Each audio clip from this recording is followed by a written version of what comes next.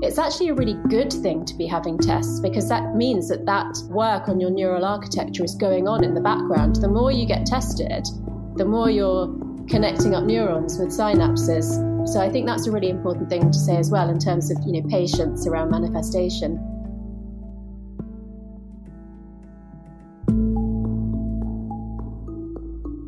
Welcome to the Expanded Podcast with your host, Lacy Phillips.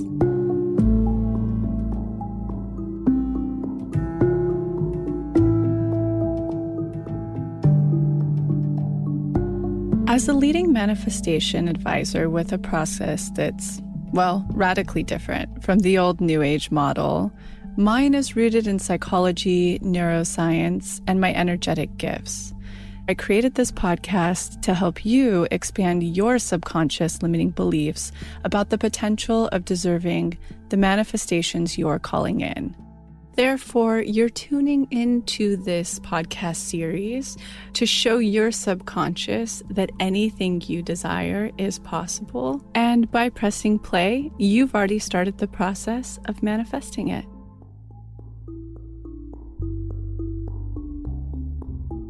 Welcome back to another Explained episode, which has quickly become your favorite segment of the entire podcast, Expanded.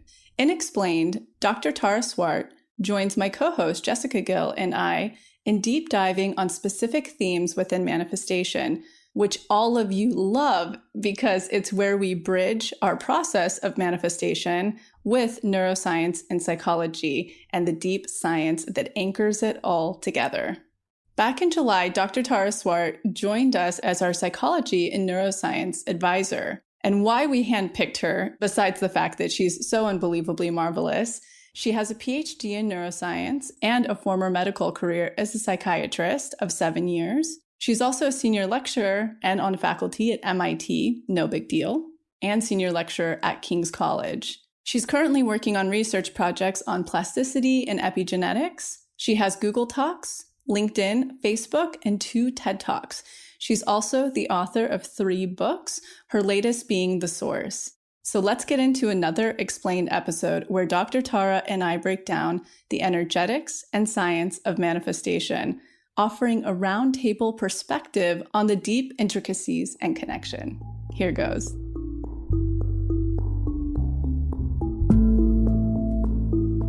All right, welcome back, everyone, to another episode of Explained with Lacy Phillips and Dr. Tara Swart. Let's kick it off with a quote. Today, we're going to dive into tests, which is a really vital part of the manifestation process. And if you don't know what a test is or how to define it, trust me, you will by the end of this episode. Tests are not pass-fail. They are simply opportunities for me to stop settling for old patterns and get closer to my manifestation.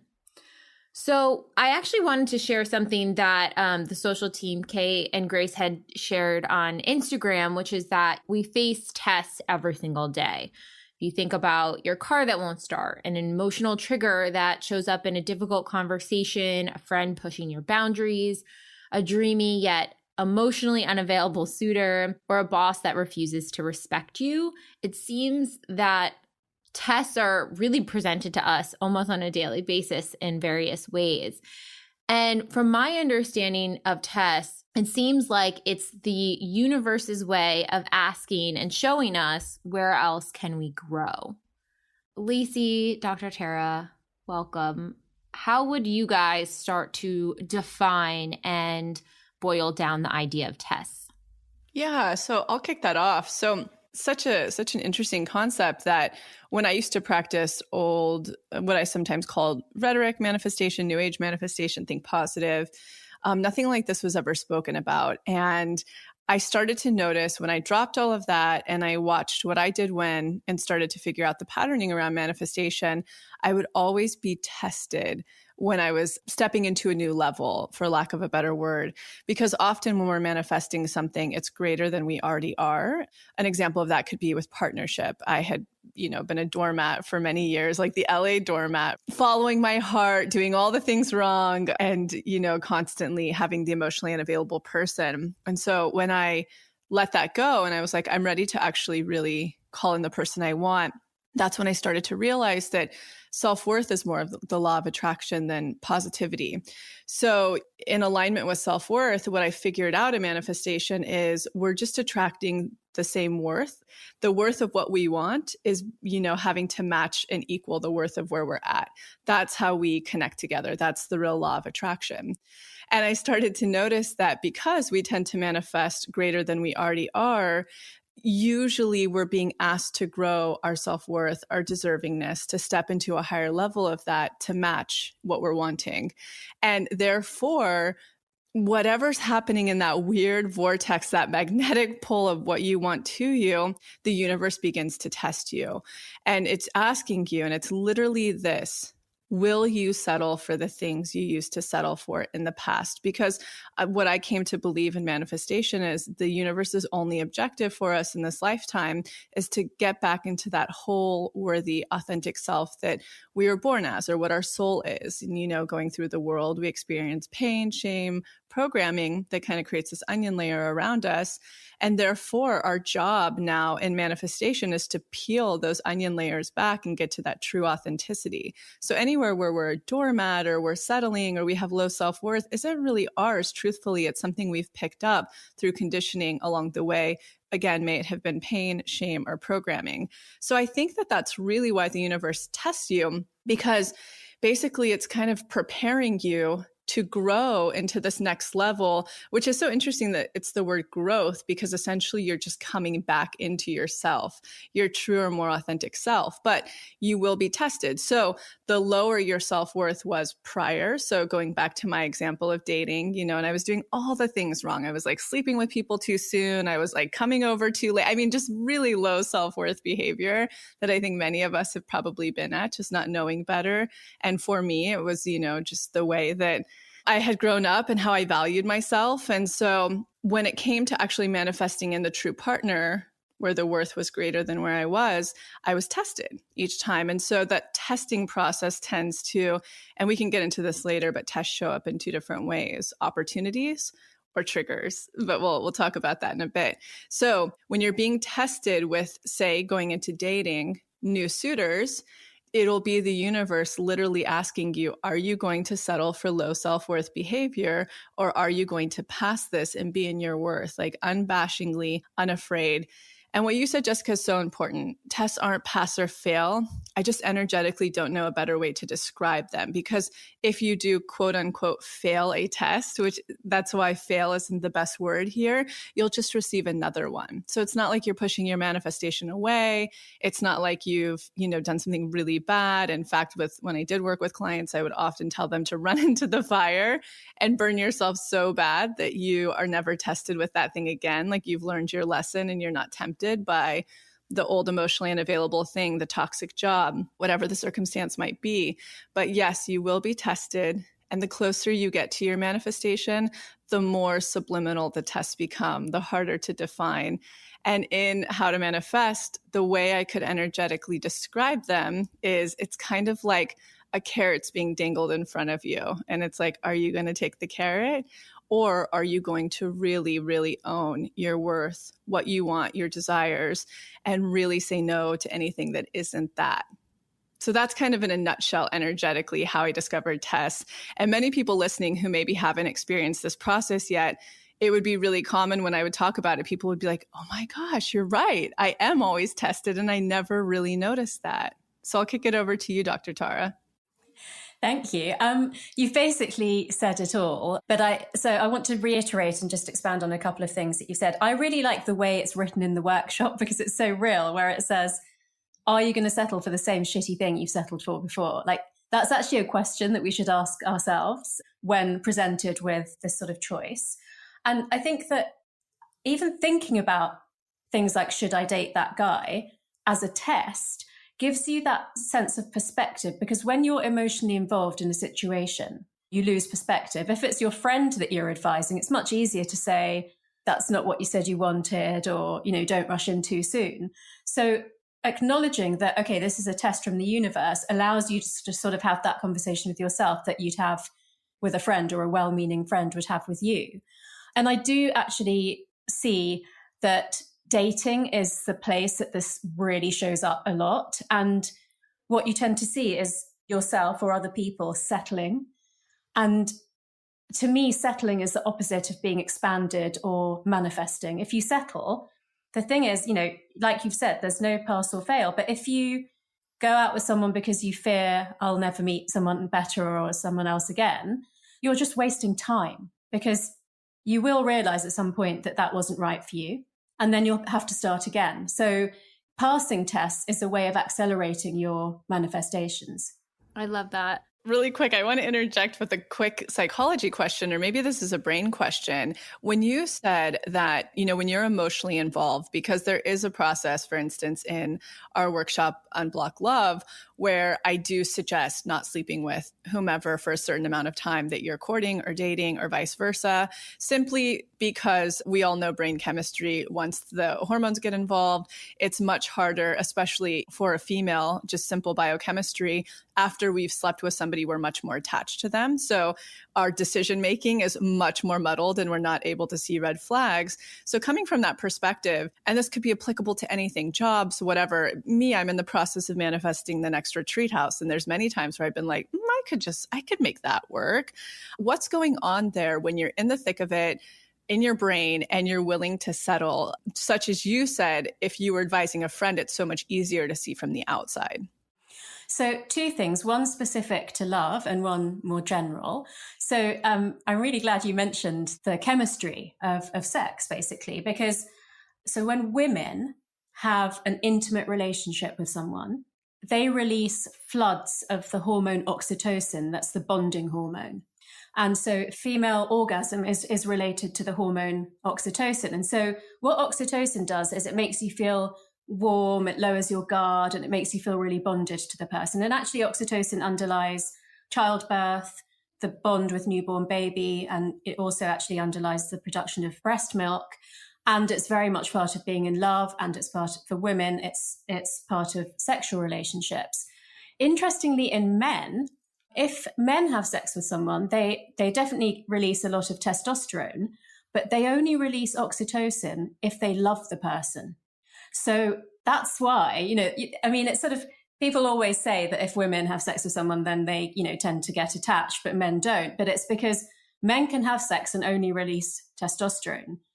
But women, if they have sex, they get oxytocin, which immediately implies bonding and leads to bonding. So that's, I think worth knowing about in terms of the chemistry. In terms of general, when we're experiencing strong emotions, and particularly the survival emotions, which the very basic ones are fear, anger, disgust, shame, and sadness, then we release a lot of the stress hormone cortisol, and that biases our decision making. So it's all to do with avoiding loss. So the gearing in the brain psychologically is twice as strong to avoid loss as it is to get a reward. If you make a list, of the person that you want to meet and you hold out for that, then you're basically holding out for a reward. But if you settle, then you're avoiding loss, because loss is being single, being the only person in your group that doesn't have a partner, not getting invited to things that are for couples only. And, potentially down the road, feeling like it might become too late to have children and all that sort of thing. So when we're emotional and it's got a negative hint to it, like, I'll never meet anyone, everybody else is getting engaged and married, then we've got more of the stress hormone in our brain, which is biasing our decision making to just not wanting to lose out. And that's why you're much more likely to jump into something that isn't good enough, because you fear that you won't get anything else. That is so important to talk about further and break down. This is how science and the energetics of tests can really merge, because what we are doing, what we're being called to do is create magnetism by walking through the fears, just as you described, where we settle is based on those. And tell me what that is again, what those 5 clump together. What is that called? The survival emotions are fear, anger, disgust, shame, and sadness. There are obviously a lot more, but they're the basic ones. That's the key. Exactly what you're describing, what people come up against. And it's the fear, it's the survival. It's all the cortisol inducing what if I lose out on this? I'm too old, or et cetera, et cetera, et cetera, whatever the thing can be, we're being called to walk past that fear. And that's what creates the magnetism, because in that we're communicating to the universe that our worth and our deserving is so strong that we know that we deserve and can have what we want. And so coming from your perspective, because I don't have any of that expertise of how to help the person walk through those fears easier, trust that process more. And I know that our brain can really stop that based on everything you talked about, especially if we've experienced trauma in these different areas, or we've been programmed that we can't have these certain things and we have blocks. What would you say to that to help the process of walking through and being able to face your fears and get on the other side to create that magnetism? So let me start by talking about the whole emotional spectrum, because we've only talked about the survival part. So at the other end is love and trust. So, I've already said that love aligns with the hormone oxytocin, but so does trust. And so you've talked about the trust in the process. So we need to push ourselves away from the cortisol state towards the oxytocin state. And then in between those two states is the emotion surprise that aligns to a hormone called noradrenaline or norepinephrine in the States. And that is a potentiator emotion. And noradrenaline can push you either towards survival or towards attachment. It can flip you from one to the other. So sometimes asking yourself a surprising question or talking to somebody and asking them to challenge you can be helpful. But really, what we need to know is that in evolution, we were wired to have more survival emotions and to have loss aversion, because physically, that's how our species, was equipped to survive. In the modern world, that doesn't actually really serve us. So we have to work really hard to keep ourselves in the oxytocin state. And so neuroplasticity and, manifestation practice that's backed by neuroplasticity helps us to do that. Because when we're in the grips of the fear, our brain actually puts together emotion and memories and dredges up the worst memories of what's happened to you in that scenario before. So for example, if you, turned down a date with someone before and then you ended up being single for a year, you'll remember that more than you remember the times that you turned down a date and then you met a really great guy. So the amygdala, which is where the emotions come from, and the hippocampus, which is where memories are laid down, they work together to actually bring up your worst case scenarios of what happened the last time you made this decision. That's why it's so important to do the work, to always overwrite these negative thoughts, beliefs, memories with the potential and opportunities that could be if you were in your full worth, if you were manifesting, if you were expanded. So you're saying the answer here, when people are faced with tests and all of that's coming up for them, the fear, the survival, the cortisol is flooding, you're saying that the answer is to really turn to a DI or to do the work around it, to overwrite. That's what's going to help you walk past the fear. I think it's even a bit more than what you've said, Lacy. Turning to a DI in that moment wouldn't be enough, but daily practice of DIs would, make you able to change states. If you wait till you're in a state like that and you do a DI, well, like I told you I did today, then, it could definitely make you feel better. But it's the daily practice that makes you able to get yourself out of that state quicker. It's okay to have a bad day because a relationship broke up. It's okay to mourn that for some period of time, but there has to come a time where you decide that you're going to pick yourself up and move forward again and not make either the same mistake or a poor decision based on that bad experience in future. So I really think daily practice is necessary because, like I said, we're actually soft wired to default to wanting to avoid loss and to experiencing survival emotions. So it's actually really hard work to keep ourselves in the other state most of the time. I agree. Yeah. So one other thing I wanted to, and you guys were so intuitive because this is all in my brief for the questions, but the potentiator emotion, how can someone acknowledge and witness when that emotion is potentially coming up to help them swing from, seeing a test in a new light, moving towards those more secure emotions? Certain factors to think about, certain physiological things that's happening when that emotion arises. What does that look like? So the way I describe the potentiator emotion is that either like being on a roller coaster or watching a horror movie when you don't know if you're going to cry and scream or burst out laughing in the next millisecond. Now, obviously, external events can very easily push you from the attachment emotions like love and trust towards the survival emotions. So like, a breakup that you didn't expect is a really good example of moving from attachment to survival. In terms of moving yourself the other way, so it's not about waiting till you feel like you're hovering. It's about doing things to put yourself into the state where you can hover and you can have more agency over pushing yourself into attachment. And actually, a lot of the things that we talk about can be really useful for that, like journaling, for example. So if you keep a journal and let's say you've just had a breakup or you've got a choice to make about dating someone, and you go back and see what you wrote the last time you had a breakup or the last time you were thinking, should I date this guy or not? That could really help you, because you might feel very surprised by the fact that you're going through exactly the same process if you haven't worked to change that.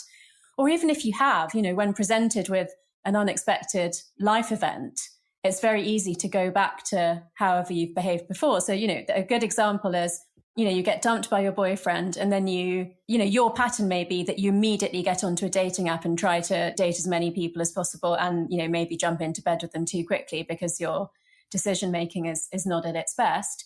Or it could be the opposite, a little bit like what Lacy said about run into the fire and get burnt so strongly that you never make that mistake again. It may be that, especially with things like divorce, where there's all legal and financial matters and maybe children involved, that, you may say, I'll never get married again. So it can push you either way, but what you need to know is what your pattern is. And just to make a quick disclaimer for everybody listening is that just to make this very inclusive as well, we want to make sure that because we're three hetero women talking about this, that this is equally as applicable to, aside from the simple biochemistry that you were talking about earlier of the release of testosterone and oxytocin, but that this is all equally as applicable to same-sex relationships, whatever one identifies with. And I just really want to call in and make sure that everybody's included in this conversation. Yeah, I'm so glad you said that. I was actually thinking that as I was speaking, but things like marriage, children, that obviously can apply to any type of relationship. We're obviously very privileged in the UK that marriage can and does apply to not just the heterosexual relationship. So yeah, that's definitely what I meant. But thank you for saying that. Okay, so let me just surmise here before we go further, because I feel like we just covered a lot of really, really heavy hitting things. So essentially, tests are coming at us to show us where we potentially have settled. We'll kind of break down very specific examples of what those look like, whether it's a suitor coming at you or whether you have an emotional trigger. So the opportunity test or the trigger test. However, the tests are an opportunity to look at your emotional state to see where you may have not been aligned with your authentic self and to rewire some of your fear-based programming. So those survival-based emotions that maybe have been on autopilot, and that's how you were making decisions through life. Now it's bringing those autopilot decisions to the surface so you can now see it as a test and start to take action behind the scenes to see it in a different light and to choose a different path. So I would imagine in, let's say passing a test or choosing a different route instead of those survival emotions, making a decision based off of fear, anger, disgust, sadness, and shame.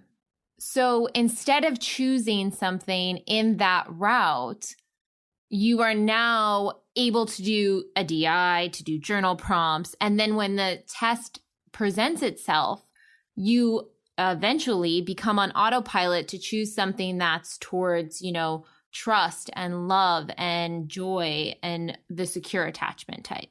I agree. On the energetic level, when you're working through tests, the more you begin to pass them and see a reward at the other side, which is what happens in manifestation. You tend to manifest a better thing because you didn't settle.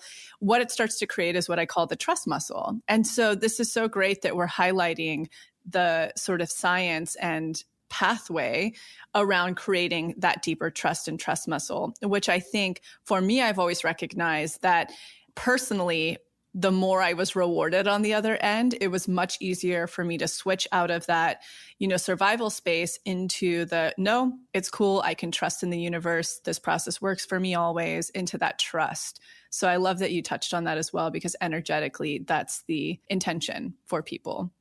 And isn't it amazing that it's the trust muscle, and trust and oxytocin are correlated? Oh, totally. Yeah. I love that. Even just thinking, okay, I'm in a state of trust. State of trust is a neurological chemical compound that's occurring in the brain. And realizing, oh, it's not just this feeling I have, it's literally my cells and my neurons are wired and releasing certain chemicals in order to make me feel like this, which is really very interesting. Absolutely. One other piece I wanted to touch on too, to see how it's connected, value tagging. So you had described value tagging in a recent episode, and how our brain assigns importance to every piece of information that we're exposed to. And the emotional component of value tagging will assign value based off of our levels of social safety. So let's say we're disproportionately creating value towards something that we fear of uncertain. Can exposing tests and sort of working through tests through reprogramming journal prompts, can that reassign the value tag? So where we would have seen something as potentially a threat before, now we're not threatened by it anymore? Yeah, such a good question. And the answer is absolutely yes. So basically, I'm trying to think of a different example. I just think that the romantic relationship is the best example. I think it really resonates with people. I don't know if it was the last podcast or the one before, I said the place that you really see someone's intuition telling them something that they don't listen to is when they know they should be out of a relationship that they're in. And so this is kind of the opposite of that, because a lot of the work that we do together is about the subconscious belief that's under the thoughts that you're having. So if you say, for example, I want to be in a relationship, it's what's underneath that helps the brain to value tag. So if it's because I don't want to be the last single person in my group, then you can see how you would be presented with a test of somebody, like you said, who fits some of the criteria, but isn't really kind to you or doesn't really listen to you. You can see how you would settle, because it would appease the value tag of I don't want to be single. If you're in high self-worth and your subconscious belief is that I deserve to be with someone who's really kind, who treats me really well, who's, a mutual partner, and that if I don't get that, it's okay to be single, you can see how you would make a different decision when faced with a choice of a person, or even, a choice of who to go out with out of several suitors. That's so powerful. That's so interesting. I wonder if it's helpful if we also give some other examples of how you can be tested, because I always use as well relationships as there's such clear examples of the manifestation process, and it's something that's pretty universal. We've all pretty much dealt with. But what would be some other examples? And maybe we could even all share ways that we've been tested, and kind of defining the difference between trigger tests and opportunity tests, since they present in separate ways. I'll let you first take the floor on this, Jessica, because I know you have some things prepared around that. So tests can really present in two different ways, triggers and opportunities. And triggers can be anything that creates an emotional or egoic reaction from you. It doesn't necessarily have to be associated with what you're manifesting. You usually hit a trigger when a person or situation makes you activated and react in a way of judgment, anger, low self-worth, sadness, pain, jealousy, etc. And it is a mirror of what needs to be integrated. Whereas opportunities, you can see more as like the dangling carrot in front of your face of whether you're going to make the same sort of shitty mistake from your past. So an example of a trigger versus an opportunity for me, let's say, I'll give a personal example. So a trigger would be if I'm having a conversation with a group of friends, and let's say I perceive something they said to be offensive or rude, and I was kind of reading the text through the lens of like, this person is being so judgy and I don't like the way they're responding. So I then in turn, I'm like, oh, why are they so mean? I don't like that they're doing that. And now I have this emotional response in me where I'm upset, I'm offended by them, and I'm not feeling good in my body at all. And so the way I can be tested is, am I going to show up and be able to see clearly why I was so personally offended by, let's say, this comment? And let's say for me, one of my things that I work on is making sure I'm setting clear boundaries and asserting my needs and not people pleasing. So if someone says something that I found offensive or took to heart in a certain way, the test that I perceive in that situation is, can I voice to them my emotions in a clear, concerned way without reacting emotionally, and try to get a healing around it and try to work with them to see my perspective and see how that might be offensive? And can they honor my boundaries? And then an opportunity test would be more something like, I'm calling in a new apartment and one has almost everything on my list except for, I can hear the neighbors upstairs and they're super loud, even just on viewing the apartment. And I know I want peace and quiet and privacy. So I know that that's not going to be the building that I'm going to move into. That's kind of how I see and understand some of two different situations of tests. And the opportunity one is more, are you going to settle? It's really connected to the manifestation a lot of the times, whereas the trigger could be more internal work that you're moving through. Yeah, those are two great examples. And one thing for people to note, often with the trigger test, you'll see that they tend to come in multiples, anchoring down into the same root issue. An example of this could be somebody who's manifesting more money and they're being hit out of nowhere with unexpected bills, a family member they have to lend money to, they need to help out, things like that test their lack mentality or their prior survival, fears, rather than being in trust. Are you worthy enough? Are you deserving enough? AKA trusting in the universe enough that it will provide these newer things you've been manifesting through the process of unblocking and expanding. So that's an example of how trigger tests can present. Whereas an opportunity, say you're manifesting more abundance, and in the Unblocked Money workshop, we call this opening portals. You're opening new portals by asking for a raise, or maybe you're opening new portals by calling in and pivoting to a better company, or whatever that could be.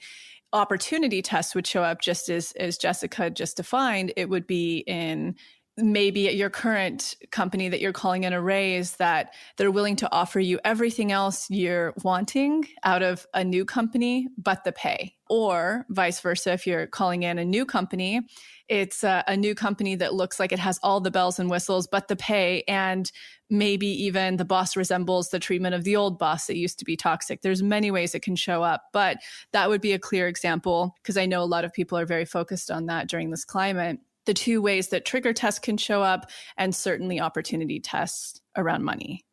I was just wondering if this is a good example, because it's something that we've all done and that I know a lot of our members want to do and ask about, which is moving from a stable job with a paycheck to starting up your own business or practice. That's obviously a big choice that has a lot of uncertainty around it. So basically, it's easy to stay in the job and dream about having, your own practice. So what would be the tests around that sort of scenario? Sure. So they certainly could present in similar ways. And it's so funny because there are so many nuances to manifestation and this exact transition process. So number one, I just want to say this, and this isn't at all to sell our course, but we did really beef up the Unblocked Money to include a lot of the nuances that we never talked about before, because we'd only talk about the energetics. But in there, we include things like, if you want to be an entrepreneur, the next steps you need to take, and more step-by-step processes. If you're asking for a raise, we link out to great resources for that. So just to give people that heads up too. And we also, and again, this isn't a plug, but it's because learning the nuances are what make people very, very successful in this process. And we have a couple of supporteds that are specific to just money. So if you are a Pathway member, go utilize that. Click on old supported episodes, and you will certainly find some that say that they're just money, because you will figure out so many nuances in that. But examples of that testing could come in similar ways, rather than the opportunity ones, for instance, rather than it being a boss situation, it could be clients that are taking advantage of you, maybe that they want to use you for free. So that's how opportunities can show up. You're calling in the certain clients you want, and they're testing you based on pushing your boundaries. And we will get in, I know Jessica's going to get into the ways to spot a test. And then also simultaneously, trigger tests could be very similar to the ones I outlined before. May it be unexpected bills, having to drain your savings out of nowhere, and it's all coming down to that trust.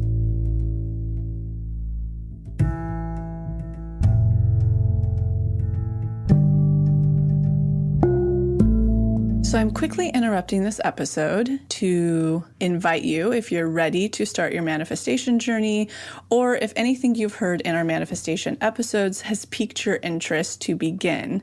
We have a la carte workshops in everything from the basics bundle, which is what we recommend to everyone who starts. It's the formula that actually teaches you how to manifest, unblocked inner child, and unblocked shadow. We also have a la carte workshops on love and money. But the real gem is the Pathway membership, because it encompasses every single workshop we have. It's a year-long membership with full access to the few a la carte offerings we have, and exclusive workshops not available anywhere else, such as the daily practice, which is what everybody in the Pathway uses, hopefully at least 3 times a week to daily, in order to truly create the new neural pathways that one needs in order to manifest, and houses the library of our deep imaginings, which is our unique hypnosis process that allows you to get into your subconscious and overwrite those old neural pathways, creating the new ones.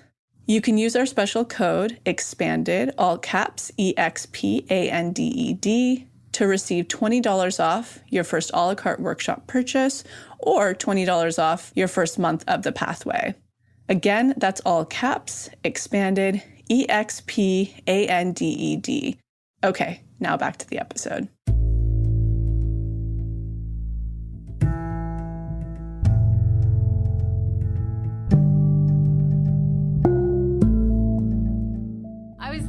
Too, we could actually go around and do some examples that have come up for us recently of either trigger tests or opportunity tests, just what's come up in the past year. I love the roundtable pieces because I feel like even though they're so specific to each of us individually, they are a little taste of what's happening in the collective at large.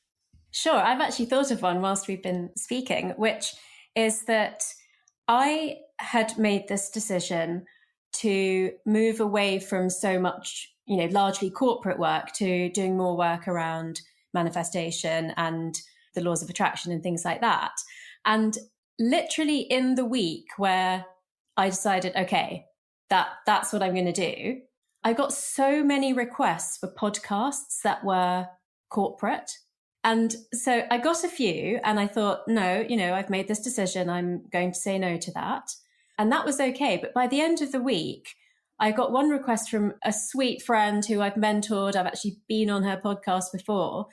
And I thought, I have to say no, because this is the decision I've made. But normally I would never say no to a friend.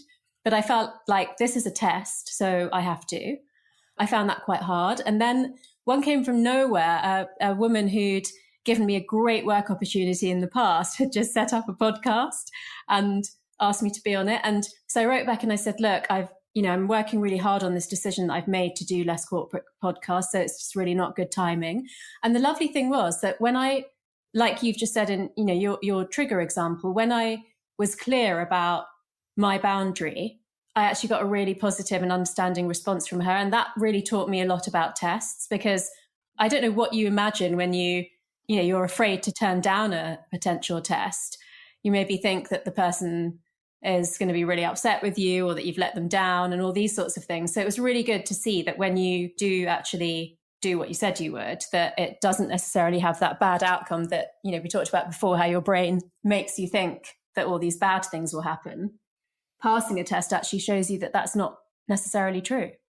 And I think too, another way that, even that I've been tested a lot recently, and this is kind of a good example because I've done a lot of work on lack mentality and feeling in fear and kind of hoarding my money and very careful to spend and all of those things. And so I feel, especially in the past year, I'm at like a really good state and understanding with that. And then in the past month, I got so many unexpected bills. So many things popped out of the woodwork. My rent wound up climbing up higher. I had a technical, equipment fail that I had to replace.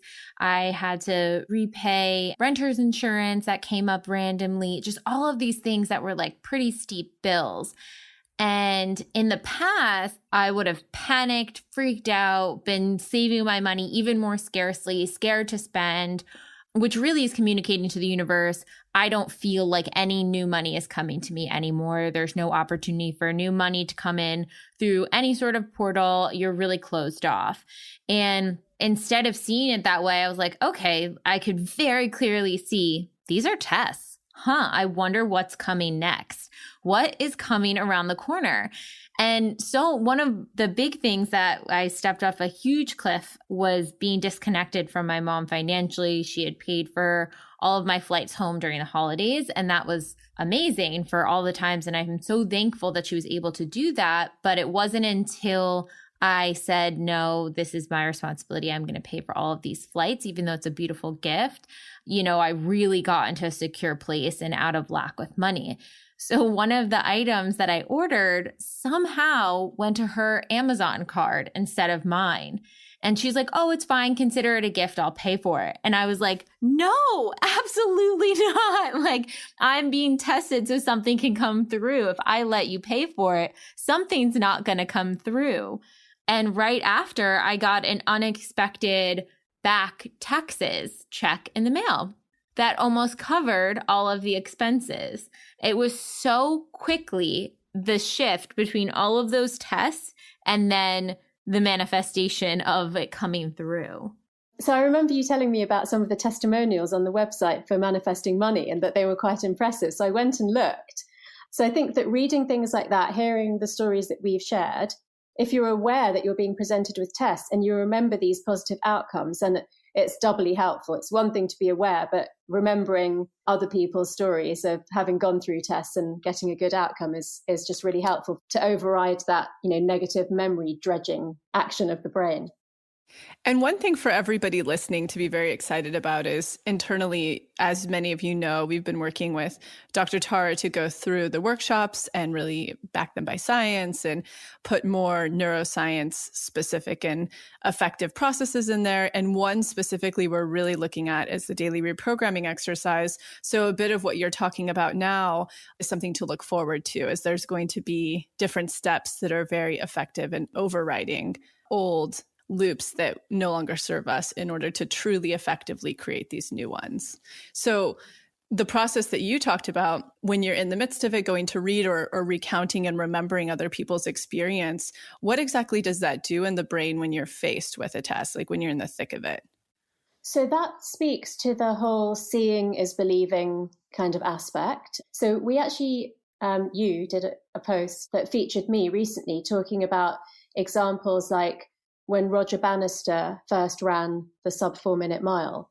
And before that, people thought it was humanly impossible, but soon afterwards, several people did it. So it's basically about either working hard to override those negative memories and recall times in the past where you passed a similar test and telling yourself that you've done it before so you can do it again.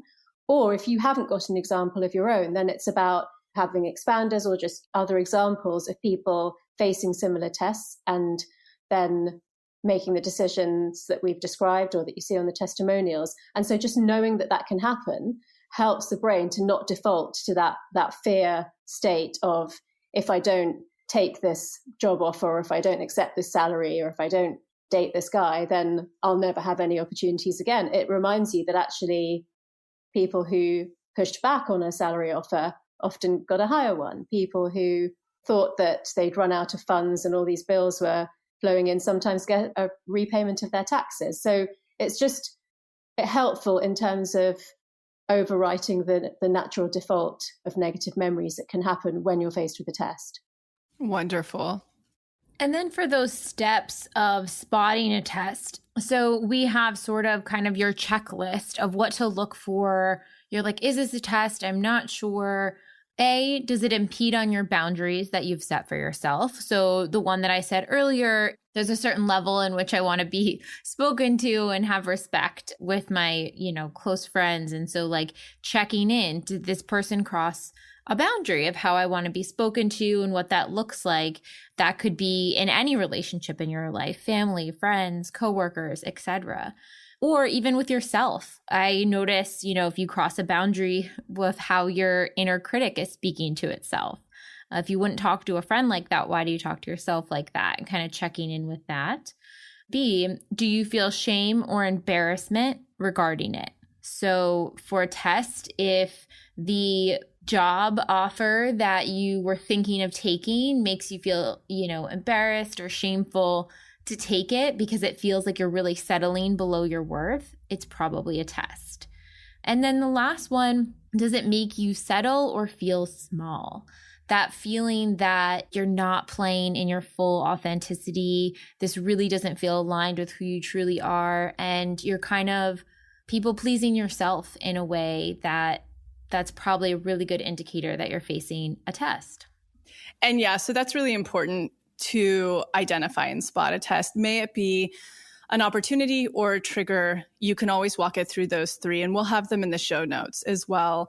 And for the person who's just curious as well, where the deeper education on tests lives, we talk about it, I think, in every workshop, but how to manifest. If you are a new Pathway member, if you're thinking about joining the Pathway, when you go to how to manifest, it breaks down the step-by-step process of manifestation. Therefore, you learn about tests in there. And I think it's so important because of all those, the various ones that you described, Jessica, when you settle, you don't necessarily have much insight into that because, that conversation that you have in your head about, should I settle for this? It's so easy to tell yourself all the reasons that you should. And so I think that proactively doing the tests work will help you to decipher whether, all the reasons you give yourself are real and good enough and, at the level of your worth, or whether you're settling. Absolutely. Another good resource that we have is the test DI. You can find it in the DRE section. But essentially, if you're kind of confused about if you are in a test or facing a test, or if you're confused on what should you choose, like what is right for your authentic self, if you're confused, like, I don't know, this job kind of feels like authentic self, but I feel like there's compromises and you're just unsure, that test DI really helps break down getting into the hypnotic state so you're able to really access your authentic self, not in a fear-based situation, in that rest and digest level. So you can start to think clearly about, okay, does this feel aligned with me or not? And then you can usually journal out some really good responses afterwards. Yeah. So with tests, usually when they present in manifestation, so we have the processes, of calling in, you start the unblocking process, you start finding your expanders, et cetera. When tests start to present themselves, it's actually a really good sign. It means you're moving energy. So for the person who's like, nothing's happening, it's usually because they're not unblocking properly and they haven't found expanders. Those are the two foundational things that need to be at play to start to communicate to the universe that your energy is up leveling, that it is shifting, that you are getting more into that level of worth of the thing you're calling in. And that's usually what will create the vortex of starting to pull in tests to you. It means that something's orbiting you that you've been calling in, but you're just preparing your self-worth, your deservingness to align with it. So at that point, you would start to see tests after the unblocking or during the unblocking and expanding phase. What is the average time frame, or what do you notice patterns between when you guys start to receive a lot of tests in one subject and when a manifestation comes through for you?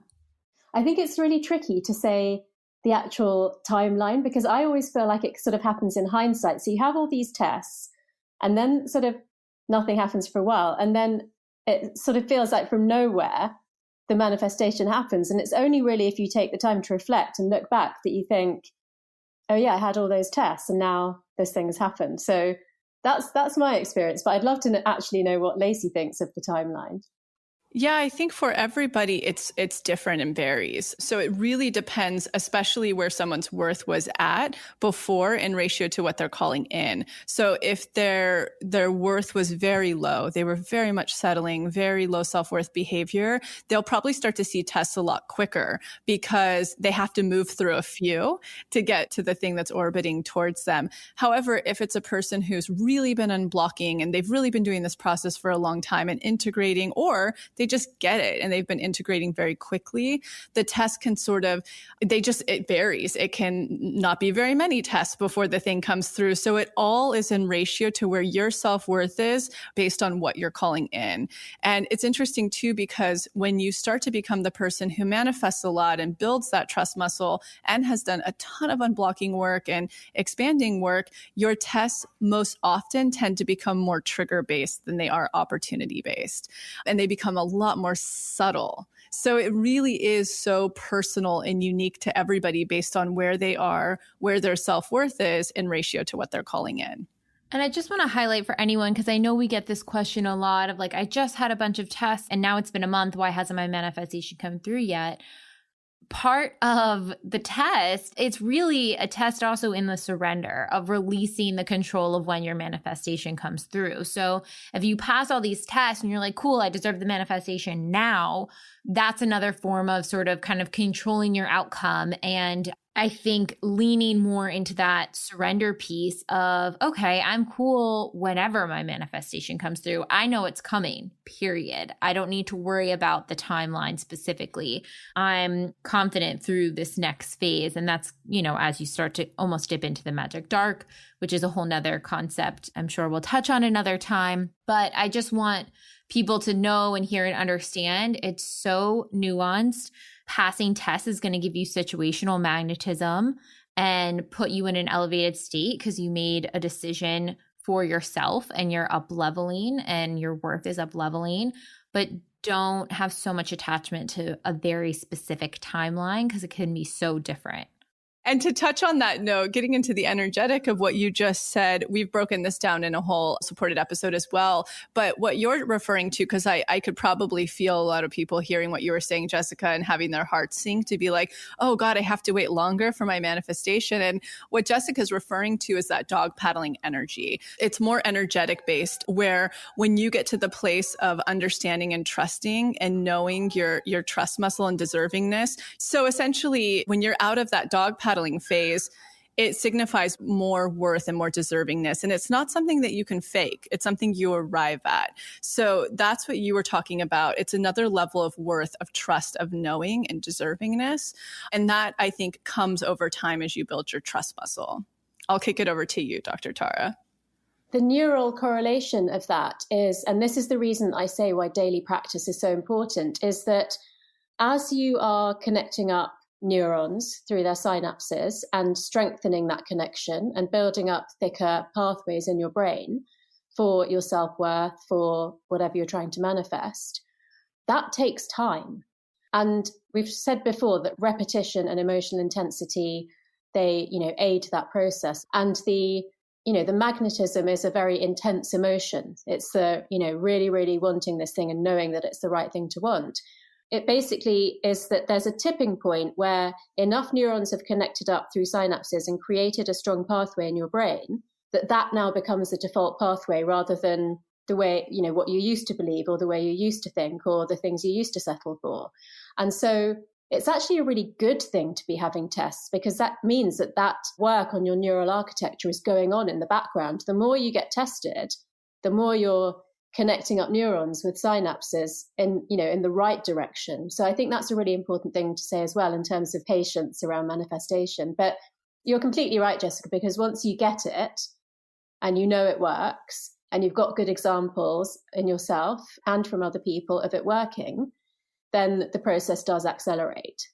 I love that. I think that's so, even just to be able to see a test, because I think a lot of people, especially if you're having a trigger test, which you're going to react potentially emotionally to, I think a lot of people might be fearful of them. They might feel uncomfortable. This is sort of like a new playing field for them to be in. But to see them as opportunities, as ways to change your patterning, as ways to feel more secure, to align with yourself, to really deepen the neural pathways in the direction that you're hoping to change your brain in. They're really, really actually very exciting because it means it's working and things are moving and things are changing and you have autonomy over your life. Absolutely, because if you have a test and let's say it was an opportunity test and you settle, or it's a trigger test and you act out in a way that you're not proud of, then if you don't know about tests and you're not on the pathway to manifestation, the journey can end there because you could say, well, this was a sign that I should give up. When you realize it's a test, you're willing to go through it and to go through more of them and to have the patience for the manifestation to come. So it's just so helpful to have the awareness and the insight of tests and to know that, trust the process, basically. I love that. Let's go through some examples that people have written in with us of tests and how, what's kind of our insight on how they would navigate them. Okay, so this one's about rent, which I think a lot of people are facing, especially during COVID. My landlord raised the rent on my apartment during Corona. I still have a job and income, but feel that the rent is unfair. I can also afford this increase in rent and want to stay in my apartment, but I feel tested by this unfair ask. How can I see if this is a test to stay in my financial worth or one to stand up to what is unfair and use my voice? Yeah, that one's a little nuanced because I wonder what the unfair aspect is. If they have the means for it, they have the job. I mean, in California, at least, the rent's raised 3% every year, unless it's a rent-controlled space. So it's interesting there. I'm not quite sure what feels unfair because it's really important when we're, and I have a whole energetic description of this when COVID first hit of, the opportunity of it for our manifestation practice. We can link that below if you want to re-listen.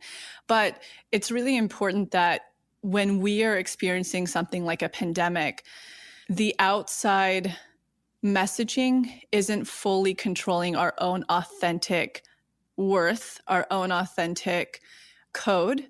So that's where it's interesting. Like, is she just going based off of society right now that it's unfair during this climate that things are being raised? Because if so, she actually isn't in a position because it's in fact more magnetic for her to go with the higher rate because she still has a job, because she still is able to afford this. Unless, for instance, she's had this whole manifestation that she's saving X amount of money every month in order to buy a home or whatever, then it would be testing her based on this number she set. So that's why it's a little too nuanced to address if it's a test truly or not.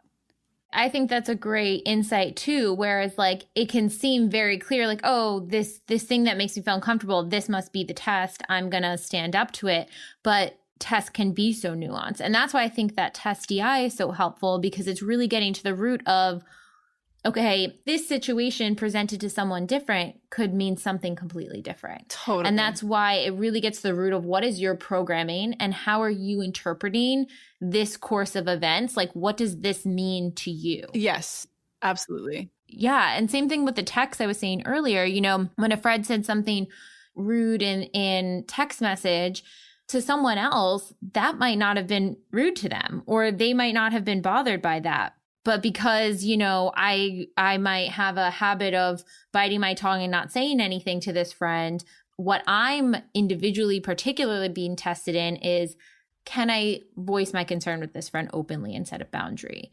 So it's so nuanced to the individual. That's why it's really important to kind of journal out and get to the root of how it's presenting and what that means to you. What are the assumptions at play there? Dr. Tara, I think one that I personally am facing that I think could be very helpful for people. In fact, most of my tests present in this way, where I'm being triggered with resentment. And it varies, who's doing what that I find resentment in. I'm curious about that from a science perspective. I think a lot of people probably can relate to this during this year. What's going on there, and how do you, with your coaching clients or prior when you were working with your patients, how do you tackle resentment? So actually, the body of work in psychology that is most related to resentment relates back to childhood issues with shame and jealousy. Those seem to be the very specific emotions that are related to resentment later in life. And it also very much relates back to a resentful parent. So if you have examples in your life of a parent saying or behaving in a way that made you feel like it was resentment, and that can often continue into adulthood. So with a lot of my, very successful clients, there is an element of resentment towards them from one of the parents. And that's connected to feelings of shame, jealousy, or resentment with them against their peers. And so the way that I deal with it is, they're toxic emotions. And so when you experience them, you raise your own cortisol levels and essentially you damage your own immunity. And that's why there's actually a quote that I really love, which is, you can use the word anger or jealousy or resentment, but it's like drinking poison and thinking the other person will die. So the way to deal with it is to turn it. So it's a lot like what we talk about overwriting negative beliefs and thoughts with positive ones. It's to turn it into a motivator.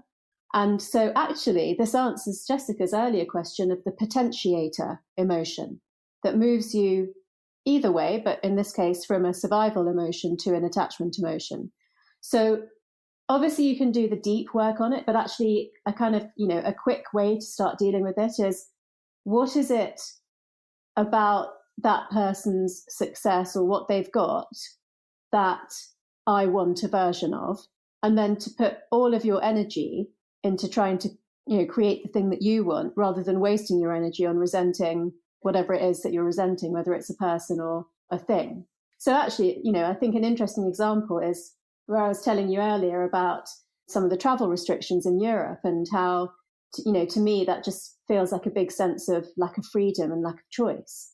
And so what I will try to do now is, find a way to experience freedom in my life, even within, restrictions that I obviously can't change because they're government restrictions. So it really is about using the emotions and the hormones that we talked about in the beginning to move yourself out of that survival feeling, which resentment is a combination of some of those survival emotions, and proactively moving yourself into the attachment and the bonding state through trust and oxytocin. Does that answer what you were specifically asking about? Well, it's so interesting. So maybe I'm using resentment incorrectly, because rather than it being an envy or anything like that towards what people have, often the way I'm triggered is somebody not meeting my expectations or taking advantage of me, those kind of things. And then I harbor on it. And it's like, it eats me alive. I'm so angry. Even when I do the DI work on it, it takes me a long time. One way I've been curbing it is realizing that it doesn't have anything to do with me, like the behavior, when it truly doesn't. Like, obviously, I think everybody has accountability in a situation, that it's just their wound or it's something, whatever. Maybe I'm actually using resentment incorrectly. So there can be different types of resentment. And so resentment, when it's feeling like someone's let you down or disrespected you, is definitely a very healthy way to think about it, is that it's more about them than it is about you, unless, like you said, you need to look at yourself for accountability. But for it to, to get harbored and eat you up, it must also be triggering you at some level of what I mentioned earlier, which is that it may be mirroring something that happened in your childhood. So the reason for it to bring up such strong emotions may be because you've experienced an equivalent before and it made you feel sad or afraid. So, and actually it kind of reminds me of this example that we were sent in about the raised rent. And what it made me think was, yeah, absolutely. If you can afford it and you can be magnanimous about that and you want to stay in the apartment, then you could push back, but you may end up having to pay that extra rent right now. But it might tell you something about the kind of landlord that you don't want in future. So I think with resentments like this, it's deal with it now in a healthy way by looking at your own emotions. And same answer, really, moving yourself from the negative emotions to the attachment state. But also, if somebody's let you down repeatedly, let's say it's a work colleague, think about whether you want to work with them in future. If it's a friend, think about how you manage the nature of that friendship. So I think there's a longer term aspect to it, but in the short term, it's about managing your emotional state. Yeah, I agree. And that's what I tend to do, is get down to, how it's really heavy hitting with something I experienced in the past. And then, finding my way out of the survival state more into the attachment state. So that feels really, really confirming and good.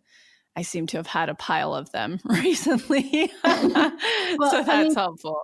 The whole situation in the world is just so surreal now. So we're bound to be experiencing more challenges to roles, boundaries, expectations than usual. They're all under a magnifying glass at the moment.